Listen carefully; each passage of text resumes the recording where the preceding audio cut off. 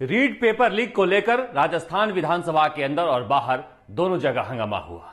बाहर बेरोजगार पुलिस से भिड़ते हुए नजर आए तो अंदर पूरा विपक्ष काली पट्टी बांधकर हाथों में तख्तियां लेकर विरोध करता नजर आया। राज्यपाल के अभिभाषण के दौरान विपक्ष ने खड़े होकर सरकार का विरोध किया और रीट पेपर आउट मामले की जांच सीबीआई को देने के लिए दबाव बनाया। यह दृश्य है आज का राजस्थान विधानसभा का, जहां देख सकते हैं कि सत्ता पक्ष के लोग बैठे हुए हैं और पूरा विपक्ष इस तरह से खड़ा है, हाथों में तख्तियां लिए हुए। आरएलपी के सदस्य तो बेल में चले गए और वहां जाकर अपना विरोध जता रहे थे। इन सबका कहना है कि राजस्थान में रीट पेपर आउट की जांच सीबीआई को देनी चाहिए। सरकार कहती है कि सीबीआई को जांच देने से देरी हो जाएगी। अब समझ में नहीं आ रहा है, जब परीक्षा रद्द हो ही गई है और पुलिस जांच कर ही रही है तो कहां से देरी होगी। सरकार कह रही है कि हमने भारी मन से रद्द किया है। अगर जांच सीबीआई को दे देते तो जांच हो जाती और रद्द करने की जरूरत भी नहीं पड़ती। एक दूसरी तस्वीर है, यह बेहद गंदी तस्वीर है। देखिए कैसे मुख्यमंत्री अशोक गहलोत और वसुंधरा राजे आपस में हंस रहे हैं, डोटासरा हंस रहे हैं और बाकी के सारे कांग्रेस के विधायक हंस रहे हैं। ये क्यों हंस रहे हैं आप सोच रहे होंगे। मेरे दर्द के अफसाने पर यूं मुस्कुराते हो, मुझे जलाते हो, मुझे रुलाते हो। ये मुख्यमंत्री अशोक गहलोत ठाके लगाकर वसुंधरा राजे से कह रहे हैं कि आप रीट पेपर आउट को लेकर खड़े होकर विरोध क्यों कर रहे थे, बैठ जाते और वहीं से तख्तियां दिखा लेते, मैं देख लेता। क्या मजाक है। 16 लाख बेरोजगार खून के आंसू रो रहे हैं और आप ठहाके लगाकर विरोध का मजाक उड़ा रहे हैं। यह कैसी संवेदनशीलता है।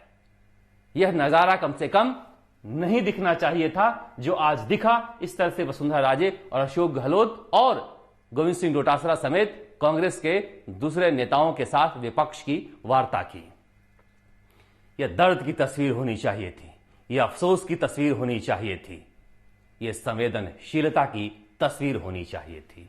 मगर जिस तरह के हालात में राजस्थान में परीक्षाएं हो रही हैं, आप क्या कहेंगे। रीट लेवल 1 को लेकर अब विपक्ष, जांच एजेंसियां और सरकार सब आमने सामने है। सवाल उठता है कि जब लेवल 2 रद्द हो गया तो लेवल 1 क्यों बचा है। ये देखिए, ये बच्ची है ममता कुल्हरी। इसने शहीद स्मारक पर भी उस वक्त मुझे यह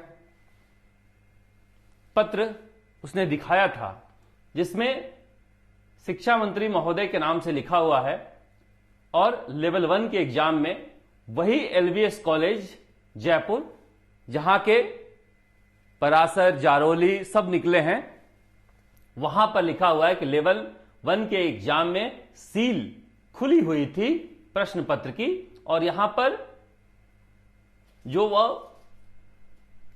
परीक्षा संयोजक हैं उनके हस्ताक्षर और सील भी है। यह दिखाता है कि रीट लेवल 1 की जो परीक्षा हुई है वह भी साफ सुथरी नहीं है। सरकार ने एक फेस सेविंग किया है, आधी बात मानकर और आधा बचाकर। जिस तरह की घटना टोंक में हुई है, अपने आप में वह घटना काफी कुछ दिखा रही है कि कितने बड़े लेवल पर पैसे का लेन देन हुआ है कि अब खुदकुशी जैसी समस्याएं भी सामने आनी शुरू हो गई हैं। रीट लेवल 1 वही लोग आयोजित करवा रहे थे जो रीट लेवल 2 आयोजित करवा रहे थे। यह रामकृपाल मीणा का वह कॉलेज है जो ध्वस्त कर दिया गया। यहां पर जब मैं गया था कॉलेज के अंदर, तो वहां पर रीट लेवल 1 और लेवल 2 दोनों की परीक्षाएं आयोजित हुई थी। सवाल उठता है कि जब एसओजी पेपर का डाकू रामकृपाल मीणा को मानती है और उसी के कॉलेज में रीट के पेपर हो रहे हैं, तो फिर लेवल 1 कैसे सही हो सकता है और लेवल 2 कैसे गलत हो सकता है। वहां तो दोनों जगह उसने गड़बड़ी की होगी। देखिए, उस वक्त हमने दिखाया था आपको कि ये उसका कॉलेज था और कॉलेज में रीट लेवल 1 और 2 को लेकर वहां पर जो पोस्टर लगे हुए थे आयोजन को लेकर। ये वो पोस्टर थे जिसमें वहां पर रीट लेवल 1 और लेवल 2 के राजस्थान अध्यापक पात्रता परीक्षा के नियम कायदे कानून लिखे हुए थे।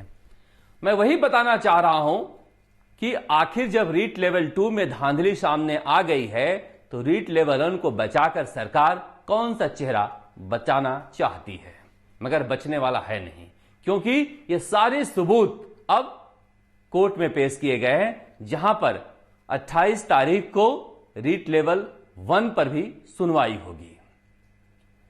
डॉक्टर किरोड़ीलाल मीणा कह रहे हैं कि 1-2 दिनों में रीट लेवल 1 की धांधली भी वह लोगों के सामने रखेंगे। जिस तरह की जांच हो रही है, एसओजी देख रहे हैं आप, परीक्षा रद्द हो गई। रद्द करने का मतलब क्या है कि जांच बंद कर दी जाए। उसके बाद आपने सुना रद्द करने के बाद कोई गिरफ्तारी हुई हो, कोई पकड़ा गया हो, तो क्या रद्द करके सरकार बचना चाहती है? रद्द करने के बाद कहा जा रहा है कि सरकार ने बड़ा फैसला लिया है। यह बड़ा फैसला नहीं है, यह आहत करने वाला फैसला था। इस फैसले से कोई खुश नहीं है, क्योंकि गरीब बच्चे शहर में रहकर पढ़ाई करते हैं, जैसे तैसे पढ़ाई करते हैं। उनके महीनों की मेहनत बर्बाद हुई है सिर्फ इसलिए कि आप सीबीआई को जांच नहीं देना चाहते हैं। अगर सीबीआई जांच करती रहती तो रद्द करने की जरूरत भी नहीं पड़ती, क्योंकि सभी लोग पकड़े जाते। सवाल नियत का है। एसओजी चुप क्यों बैठ गई है? जांच क्यों बंद कर दी गई है? क्या इतने ही लोग पेपर खरीदे थे जो पकड़े गए हैं? इन्हीं के लिए करोड़ों का लेन देन हुआ था। करोड़ों का लेन देन का क्या हुआ और उसका खुलासा कैसे होगा, यह भी अब सच सामने आने वाला है। बीजेपी के राज्यसभा सांसद डॉक्टर किरोड़ीलाल मीणा दिल्ली में ईडी के अफसरों से मिले हैं और उन्होंने लेन देन की सारी जानकारी ईडी को दी है। देखिए, सीबीआई के मामले में समस्या यह है कि राजस्थान विधानसभा में सरकार ने कानून पारित कर दिया है, जिसमें कहा गया है कि सीबीआई जांच के लिए केंद्र को राज्य सरकार से अनुमति लेनी पड़ेगी, मगर ईडी की जांच के लिए अनुमति की जरूरत नहीं है। और जिस तरह से बड़े पैमाने पर पैसे का लेन देन हुआ है, ईडी इस मामले की जांच कर सकती है। इसलिए बहुत जल्दी हो सकता है कि ईडी इस मामले की जांच शुरू कर दे, अगर कोर्ट के जरिए सीबीआई जांच की सफलता नहीं मिली तो। समझ में नहीं आता कि कल मुख्यमंत्री अशोक गहलोत ने ट्वीट किया था कि हमने इतनी सारी जांचें सीबीआई को दे दी है, क्या हुआ? एक और जांच अगर सीबीआई को आप दे देंगे तो क्या हो जाएगा? कुछ तो हो जाएगा जो डर रहे हैं। कुछ तो डर है, किसी को भी तो बचाना है। धर्मपाल जारोली कहां है, यही बता दे सरकार। किस तरह से चेहरे पर नकाब ओढ़कर लोग खामोश हो गए हैं, किसी के दर्द पर यह तस्वीरें दिखा रही हैं, यह हालात बता रहे हैं। लेवल 1 की परीक्षा को लेकर जिस तरह की उहापोह की स्थिति बनी हुई है, सरकार को यह तस्वीर जल्दी साफ करनी होगी, क्योंकि अगर कोर्ट में जाकर यह मामला अटकता है और वहां पर मामला फंसता है तो फिर बेरोजगार और सरकार के खिलाफ हो जाएंगे। सरकार कहती है कि इस तरह से परीक्षा रद्द करने से तो भर्ती हो ही नहीं पाएगी, मगर इस तरह से फर्जीवाड़ा करके भर्ती करने का मतलब भी क्या है? सब इंस्पेक्टर परीक्षा को लेकर जो परीक्षा भवन से तस्वीरें सामने आई थी, उसकी जांच का क्या हुआ? लाइब्रेरियन की परीक्षा हुई थी, पेपर लीक हुआ था और उसमें टॉपर एक कोचिंग संस्थान के मालिक की पत्नी है, जो टॉप करने पर सवामणि का आयोजन भी किया था। उसकी जांच का कुछ हो ही नहीं रहा है।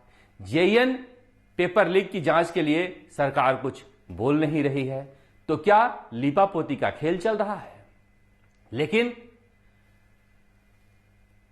इस पूरे खेल में जहां भी कमी नजर आएगी, हम आपको बताते रहेंगे। पेपर लीक के अलावा सियासत में भी बहुत सारी खबरें हैं जिसे हम आपको बताना चाहते हैं। अब यह खबर आई है कि मंत्रिमंडल में विस्तार के बाद से ही राजस्थान में सूची तैयार कर ली गई थी राजनीतिक नियुक्तियां देने के लिए, मगर किसने रोका?